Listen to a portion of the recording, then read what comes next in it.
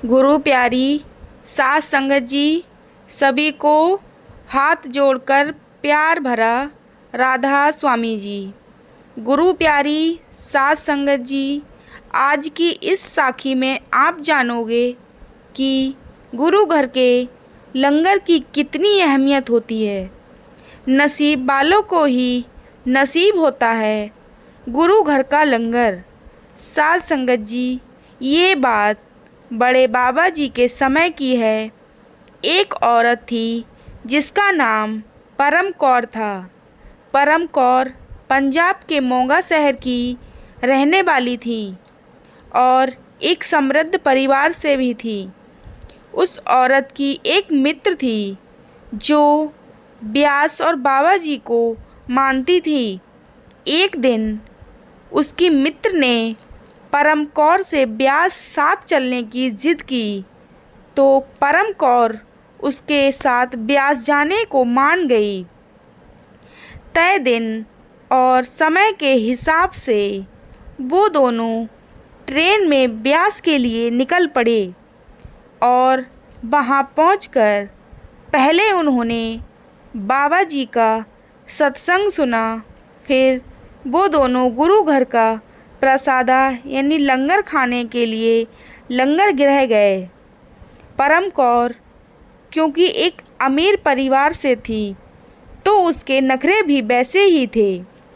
जैसे ही लंगर की थाली में भोजन परोसा गया, एक निवाला खाते ही परम कौर बोली, इसमें तो नमक कम है और ये क्या रोटी है?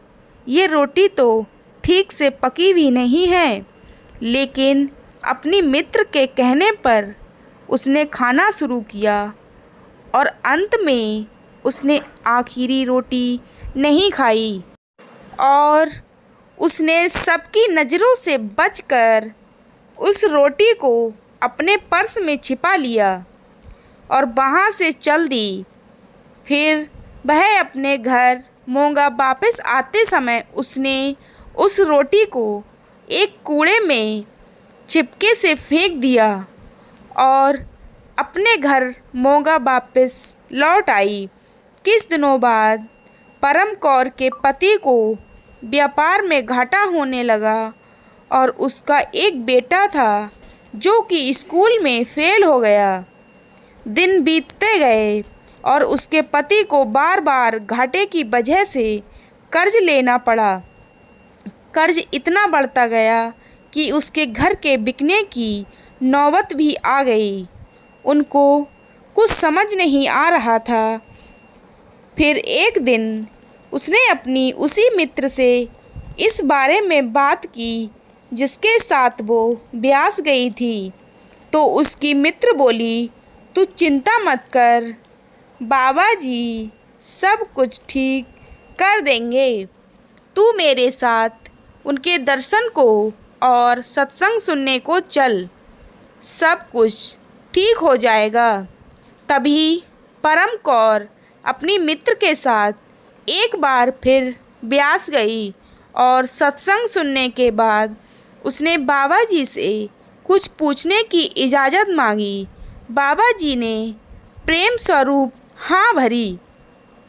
परम कौर बड़े रूहानी से शब्दों में बोली, बाबा जी हमारा सब कुछ सही चल रहा था, अचानक से हम पर कर्ज चढ़ते गए, मेरा बेटा भी फेल हो गया। बाबा जी मैं बहुत दुखी हूँ। बाबा जी ने परम कौर की ओर देखा और बोले, बेटी कुछ महीने पहले तुम ब्यास आई थी और तुमने यहाँ गुरु घर का लंगर खाया था, लेकिन तुमने बचा हुआ लंगर कूड़े में फेंक दिया था। तुमने गुरु घर के लंगर का अपमान किया। गुरु घर का लंगर ऐसे ही सबके नसीब में नहीं होता, तुम्हारे नसीब में था, लेकिन तुमने इसकी कदर नहीं की। तुम्हें रोटी को ऐसे नहीं फेंकना चाहिए था।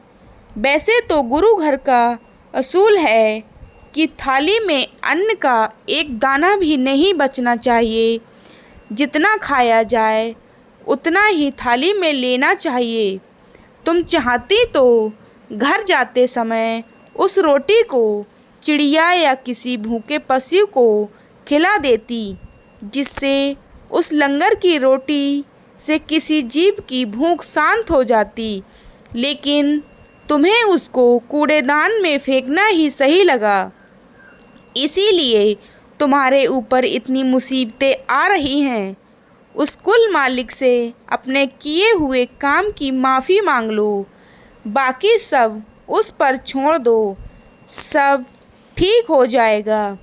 परम कौर को अपनी की हुई गलती पर बहुत पछतावा हो रहा था। उसने सतगुरु से अपनी गलती की माफ़ी मांगी और वो अपने मित्र के साथ वापस अपने घर मोगा लौट आई। और जैसा कि बाबा जी ने कहा था कि सब कुछ ठीक हो जाएगा, ठीक वैसे ही उसके काम में सुधार होता गया। ब्यास से आने के तुरंत बाद परम कौर ने एक असूल, एक नियम अपने घर मर्मी बना लिया कि उसके घर में अन्न का एक दाना भी व्यर्थ नहीं होगा, क्योंकि बाबा जी की कही बात वो समझ गई थी कि जो रोटी हम व्यर्थ कर देते हैं, उस रोटी से किसी न किसी जीव की भूख मिट सकती है। प्यारी साध संगत जी, आप सबने देखा और सुना गुरु घर के लंगर की कितनी अहमियत होती है। हम सब नसीब वाले हैं जो हमें गुरु घर का लंगर खाने का मौका मिलता है। साध संगत जी, आपसे मेरा यही निवेदन है कि गुरु घर के लंगर के साथ साथ अपने घर के भोजन को भी कभी व्यर्थ ना होने दें, क्योंकि जितना भोजन लोग हर रोज़ फेंक देते हैं, उससे बहुत से जीवों की भूख मिटाई जा सकती है। इसी के साथ मैं आपसे विदा लेती हूँ। संगत से मेरी विनती है कि अगर ये साकी रूहानी पसंद आई हो तो कमेंट में राधा स्वामी ज़रूर लिखें, और अगर चैनल पर नए हैं तो चैनल को सब्सक्राइब करें। राधा स्वामी जी।